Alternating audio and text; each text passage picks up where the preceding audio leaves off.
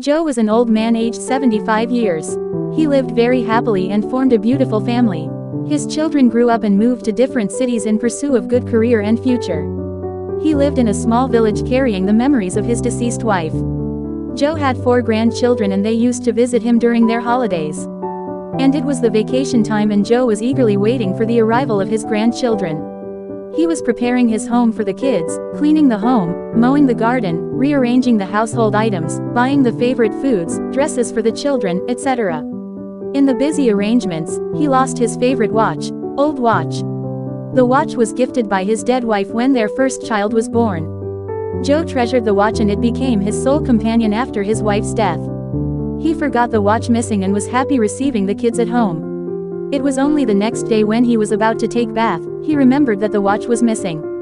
He saw the watch last when he was arranging things in the barn. He was shocked and very upset.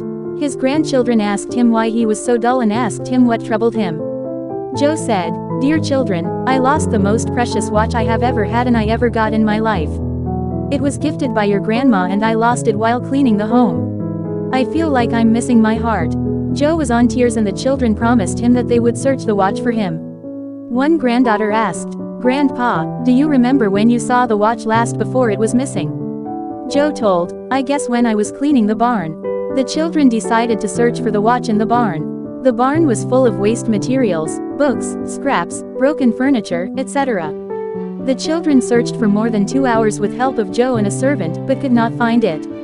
Joe was completely shattered and asked the children to stop searching as they could not find anything. The kids were also too sad, and consoled the grandfather. One grandson again moved to the barn, and Joe asked why he was going there again. The little boy requested others not to follow him and remain silent. While the others were little surprised, they still followed what he said.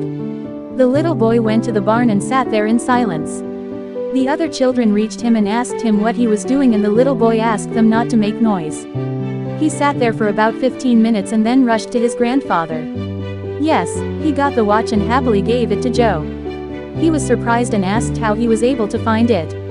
The little boy replied, "I sat there without making a noise and the barn was so silent. After a few minutes, I heard the tick-tick sound and found the watch." Joe hugged him and thanked the little boy. This is the power of silence.